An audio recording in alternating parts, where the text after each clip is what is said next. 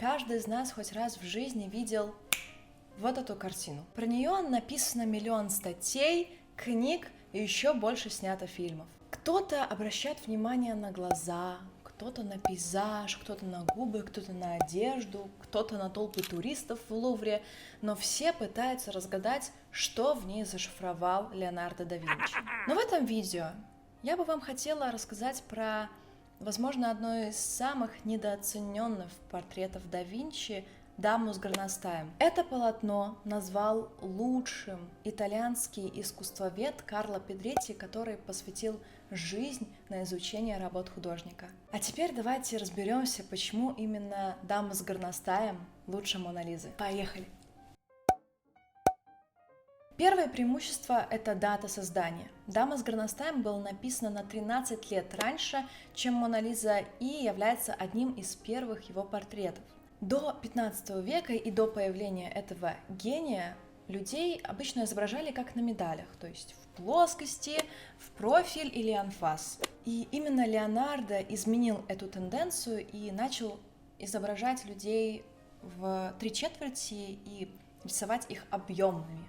Кто изображен на картине? По общепринятой версии, Леонардо писал портрет Чичилии Галлерани, любовницы герцога Миланского Людовико Сфорца по прозвищу Иль Моро.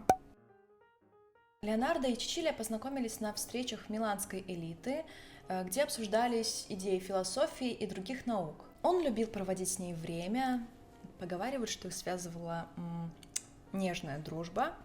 В письмах они обращались друг к другу на «ты», что в тот момент было просто неприемлемо. Кроме этого, в 1499 году Леонардо написал портрет прекрасной Ферраньера, и, возможно, если приглядеться, можно увидеть некоторое сходство, потому что эта картина была написана на 9 лет позже, чем «Дама с горностаем», и, возможно, это та же женщина, только чуть-чуть постарше. Либо, с другой стороны, это вторая любовница Иль Моро, Лукреция Кривелли, либо с третьей стороны его жена Беатриче d'Este.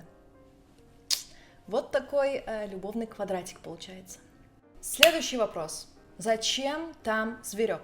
Каждый предмет и животное, изображенное на полотне, имеет свое значение, свой смысл. Галле по-гречески означает горностай, либо кошачий. Галлерани, Чичилия, Галлерани. Я не возражаю.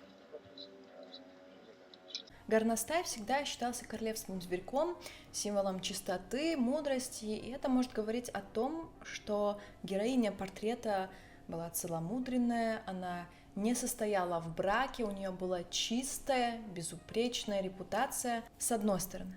Но с другой стороны, на момент написания картины, возможно, Чичилия была в положении и прикрывала свой живот горностаем. И, по сути, для нее вынашивание бастарда не являлось постыдным.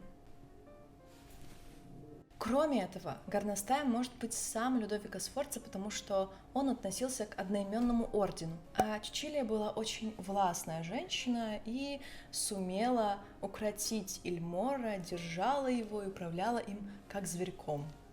Но автором самой необычной, по моему мнению, версии является Вильгельм фон Боде, который сказал: собственно, почему все подумали, что это горностай?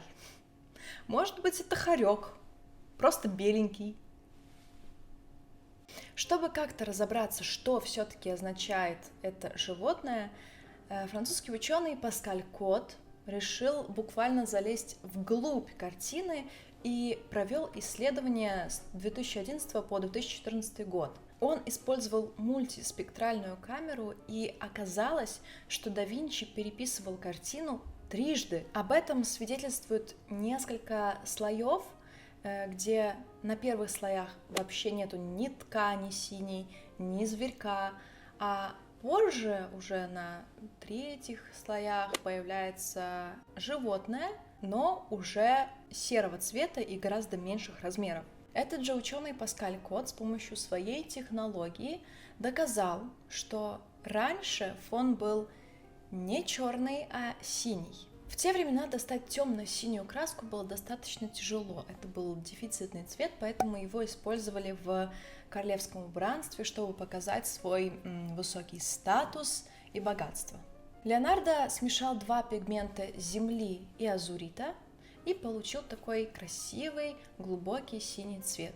Но из-за неудачных реставраций цвет изменился и потемнел. Продолжая тему фона, говорят, что на заднем плане был другой источник света, возможно, окно, которое позже было закрашено. Кстати, интересный факт. Один из ученых сказал, что Леонардо начал писать картину со скелета, потом добавляя мышцы, плоть, кожу, чтобы лучше понять механику тела Чичилли, изобразить как бы достовернее этот портрет. Это как бы в стиле да Винчи, да?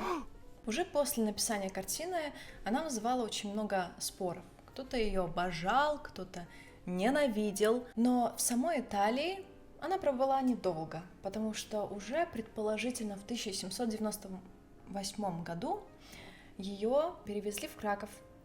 И сделал это Адам Czartoryski, польский князь, министр иностранных дел Российской империи, один из организаторов восстания 1830 года, а далее председатель национального правительства.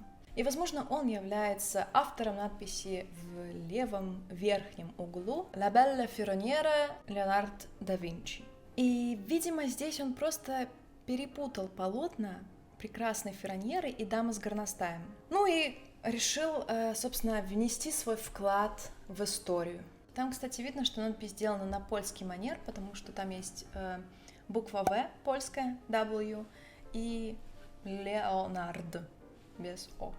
Он решил привезти такой подарок своей матери Изабелле, которая в 1802 году перевезла его в свое имение в Пуавы. Думали, что там будет как бы немножко безопаснее, но наступил 1830 год, польское восстание.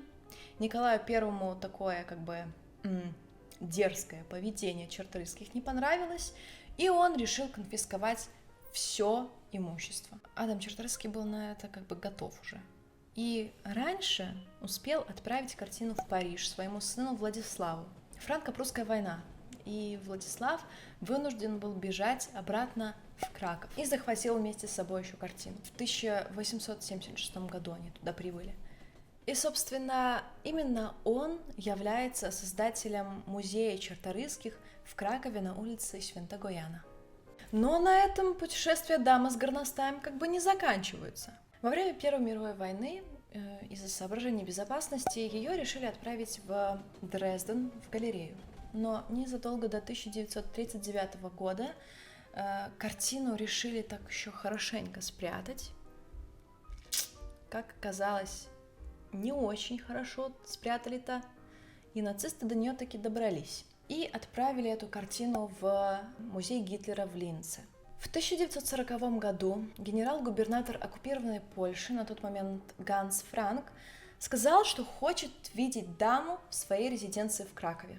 Но никто до сих пор не знает, приехала она тогда в Краков или нет, и уже после войны, в 1946 году, ее нашли в Баварии и благополучно вернули в Польшу. Но на этом загадки теории дамы с горностаем не заканчиваются. Еще несколько лет назад Czartoryskich, они продали свое имущество, в том числе и даму с горностаем, за 100 миллионов евро государству. Поэтому картина находилась в Национальном музее в Кракове. Позже, год назад, картина обратно переехала в музей Czartoryskich и находится уже там.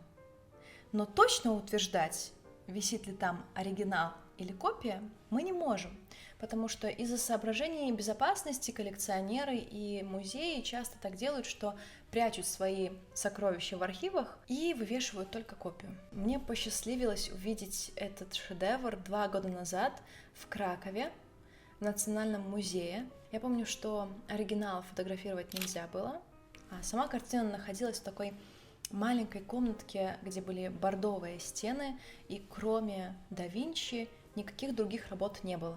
Я помню, что на меня она произвела тогда очень большое впечатление.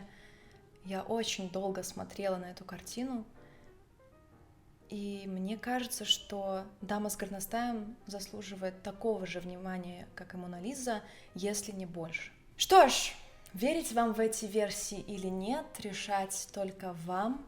Надеюсь, что вы когда-нибудь приедете и увидите оригинал картины. Пишите внизу в комментариях ваши предположения, теории, мысли по этому поводу. Мне будет очень интересно почитать. А я желаю вам милого дня. Спасибо за просмотр и до побачення.